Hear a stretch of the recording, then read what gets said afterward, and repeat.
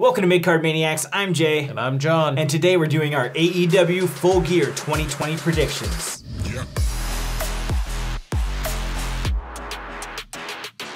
We're just gonna jump right into this because it's gonna be a banger. We're starting off with Orange Cassidy and John Silver on the pre-show. I love Orange Cassidy, and I love John Silver, and I want my little muscle man to just dance around and come on top. Yes, I think it's gonna be the most hilarious match, I think. They're both fantastic wrestlers, but I think it's just gonna be a comedy act. I'm gonna call Silver because he has the most to gain out of this, and because this is like he's been getting more and more spotlight time on Dynamite, but I think he can go to the next level for those people that don't watch Being the Elite. So John Silver. And I'm seconding that. Next up, we've got Matt Hardy and Sammy Guevara in the Elite Deletion match. We don't really know what this is. I imagine it is similar to like what they had before where Matt had a concussion. This is just a redo. I think Sammy's gonna take it. It will just kind of help further things, I think, with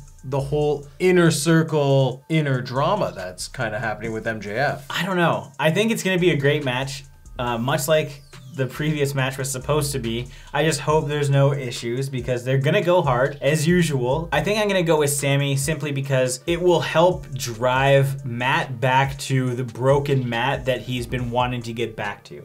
Because right now he's kind of in limbo going between different things and he's not quite there and we need to break him. But like, not his head. Next up, we have probably one of the more anticipated matches of the evening, which is gonna be Chris Jericho versus MJF for MJF's spot in the inner circle. This seems like a no-brainer to me because not only do we know how Jericho has been putting over everybody by allowing him to get beaten, but there's a better story to be told with MJF coming into the inner circle and then them having like a power struggle, which will inevitably lead to the breakup of the inner circle at some point. I don't know where Wardlow fits into all this, but I think that it's gonna be nice, just like the banter between MJF and Chris Jericho, especially when they first come out to do their initial like inner circle talk and MJF wants to take the microphone from Chris. There's no way Jericho's letting MJF go off by himself. Even like if MJF enters the inner circle, I would just love to see him like try and run the show. Jericho and them just form the outer circle. And like MJF has all like the inner circle gear and like they have like an outer circle. That's a very Jericho thing to do. That makes a lot of sense. And then like Wardlow is just like left with MJF in the inner circle. And he's like, don't worry, buddy, I got this. And then like Jericho and them like, come on, Hager's busy fighting MMA right now. We need a big guy. And he just like leaves MJF by himself. I want to see it all happen. Definitely MJF is beating Chris Jericho. There's no question in my mind. Yep, and I second that. He's gonna win. And maybe we'll get another musical number mid-match. Next up is a match a year in the making. Hangman Adam Page versus Kenny Omega, former tag team champs. The storyline that we've seen like building forever as they broken apart. Because this is also for the tournament title, because this is the finals of the match. Oh yeah, it is. It is. So like the winner of this goes to face the winner of Mox and Kingston. I would think that it would be Omega, but for Omega to completely turn to the cleaner, which is the heel side that most people know from New Japan, I think he would need to lose. If Mox is gonna retain, I feel as though Hangman would be the better opponent for him. Because then down the line, we can get Omega versus Mox in like a really well built up feud, not I just won a tournament, so I'm gonna come for the title. Now, if Kingston wins it, then I would like to see Omega. Well, we'll talk about that. Yeah. We'll talk about that. But I think that's the ticket. This would do both things, exactly what you said, as well as it pisses off Omega more. He turns into the cleaner, and for the next 8 weeks, he just fucking destroys people just like he did Sunny Kiss.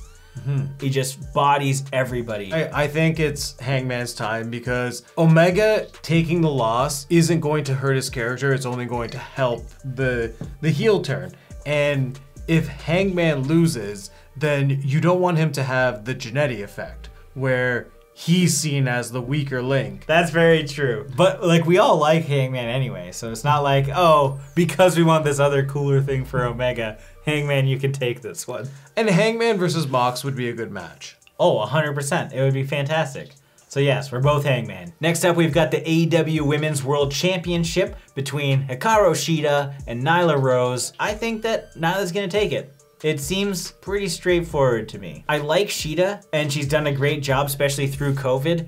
But I mean, she's had the title for a long ass time, like 7 months, 8 months. You know what? I think Shida's gonna retain because I think the next person who is going to be the champion is going to be Britt Baker. And Baker taking the title off Shida at some point is more realistic than her taking off of Nyla. I don't think Nyla having the title is not going to help her or the title. Because right now she's got a good thing without the title. She's a dominant force. She can just feud with anyone and she doesn't need that title. Shida holding the title brings credibility to it and can build up a new champion. That's true, but I think Nyla's gonna take it. This is the one that's different. We need these sometimes. We can't just agree on everything. I know, most times we do agree with everything. I think Nyla's taking it because Shida's gonna go for that NWA against Deeb and it's gonna be awesome. New news, Sienna is a free agent, or Allison Kay, sorry. So maybe she's gonna come take that NWA title. So that's something to look forward to. Not on Full Gear. I don't think that's happening. But hope she shows up in the audience. That would be neat. There's not a lot of room on this card for special appearances, but I think that would be pretty clever. And if there was another one, I think that Shanna will show up at Full Gear. Think probably during this match after either Shida wins or loses. I think that she wants to go after Shida. And to my knowledge, Shanna has been making her way to the US. She's like right around the corner. Shanna is gonna show up soon. I hope it's at Full Gear. Maybe Shida versus Shanna. That's what I want. Next up, we've got the TNT Championship between Cody and Darby Allin. Darby Allin is taking this, and I think that Cody was just another transitional champ here between wherever Brody went. Like Brody Lee just kind of like gave up the title and just left for a while. He hasn't been mentioned on Dynamite. He's not been on Dark. He hasn't come out with the Dark Order like he used to. Something's up. Maybe it's COVID related. I don't know. I imagine maybe he came in contact and it wasn't newsworthy or something. So he's probably just like quarantining. But I still think that Darby is going to be the new TNT champion. I don't know. I feel like Darby is in the middle of a good feud right now that doesn't need a title. With Ricky Starks. So you think maybe Ricky Starks could come out and potentially cost him the title here, which would continue that feud? Because we haven't had that closure match with Starks and Allin, and I don't think the title needs to be involved in it. I'm one of those people who feels if you have a great story going already without a title, don't throw the title in it. Just let the story tell itself. I'd like to see Cody hold on to the title just a little longer, do what he's been doing, like having these challenges every night and just keep building new stars and like until he gets a real title feud. Cause like up until this point, he was just kind of going back to back with Cassidy.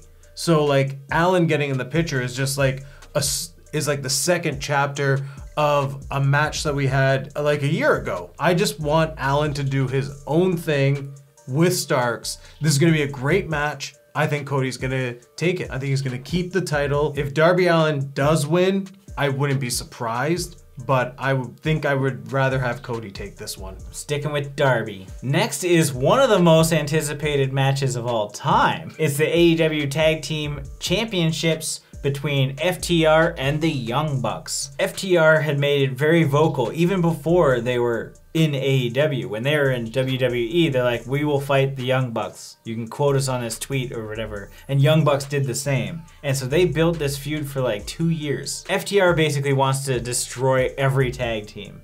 And Young Bucks are the ones that are standing in their way. This is a very unique story because it has been a long build, but if you look at the short-term storytelling, the Bucks have been doing a lot of heelish stuff lately. And just recently, they did like kind of a face move by doing the, if we lose, we'll never go for the titles again. When Cody did this with Jericho and he lost, now he can never go for the AEW title. But with the Bucks and the tag titles, we're getting TNT tag titles, boys. I wouldn't even hate it, but it should be a 3-man so that Marco Stunt can be in the Express and then throw Matt Hardy with the Private Party. And then we got 3s all around. Oh, if I can bring Pac back, we got Death Triangle. We got Butcher Blade and Bunny because now it's intergender. It'll be crazy. The Bucks need to win because I cannot see them never going for the tag titles. The best thing to do as a heel tag team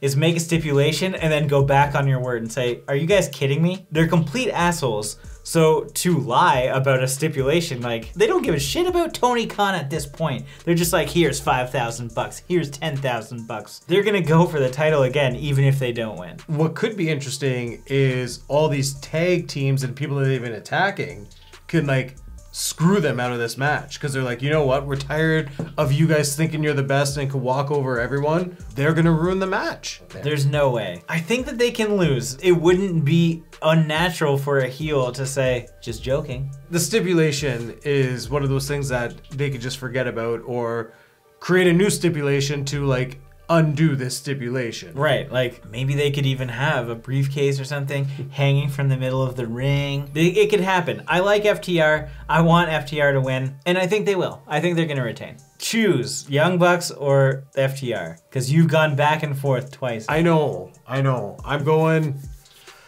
going Bucks. They're gonna pull a seniority card here and say, we're all elite, so we're the champs. And finally we have Jon Moxley versus Eddie Kingston for the AEW World Championship in an I Quit match. This is gonna be awesome. I can't wait for this match. How I see this playing out is they're gonna feud for a while, everything's gonna be great. Pac comes back right at the end and costs Eddie Kingston the match. Mox retains. This will help with the Hangman and Mox feud that we were talking about earlier. And then this sets up for Pac against Eddie Kingston, which we want to see. That's going to be an awesome match. And then it also splits into a 3v3 with Eddie Kingston hanging out with Blade and Butcher, as well as Lucha Bros and Pac, and it builds that feud, the family versus the Death Triangle. And with Pac making an announcement on Wednesday, which we haven't seen, we're shooting on Tuesday, but if Shanna can get back, and if Pete Dunne's coming back to WWE from the UK, there's no way that Pac's not showing up at Full Gear. I think Mox is gonna take it. It's gonna be a hard match. They're gonna go stiff. Mox will retain. I can see where you're coming with this one, and I would love to see that. I don't know if Pac's gonna interfere. I think at the end he may just like show up for like a stare down or something. Like Mox is like going through like okay, fine, that can happen. Because you could do a thing where like he comes and like Mox thinks, oh, what, you coming for me and my title? Yeah, okay, whatever, come for me. And he just ignores Mox. Like he's like, I don't care about your title. I've got something personal to go with right now. Kingston, you took my boys. I want my Death Triangle back. Yeah, you're right. It's probably not going to be an interference, but he's going to be there, and there's going to be a stare down, and that's how the show closes. And any closing thoughts? Like, do you think anything else is going to happen that we don't expect yet? I don't know. Do we see something between like Archer and Cage? Are we going to get a little like Miro and like Kip Sabian like bachelor party going on? Having like a backstage segment with Miro, like you can have whoever just sitting there as like an easy way to introduce people to new AEW talent potentially. I feel like there would be one more women's match on like the pre-show. I think Swole gonna get in on it? I would hope that we'd see like some Swole. I would like some Swole. It seems odd that we only have the one women's title match. I think that something else is gonna happen. Maybe a little Serena Deeb action. That would be awesome. Give me Deeb versus Sienna at Full Gear. And I keep saying Sienna. Allison K. Allison K. So most excited match, if you had to choose one. I think I'm most excited for Mox and Kingston. I like how stiff both of them can be. And I know that they're also super badasses and will say, hey, no, just straight up, just slug me. It's gonna be a very shoot fight, I think. And I am technically most excited for Cassidy and Silver. I really, really like them and I wanna see them go at it. But I think the match I'm looking the most forward to is MJF and Chris Jericho. What is your favorite match on the Full Gear 2020 card?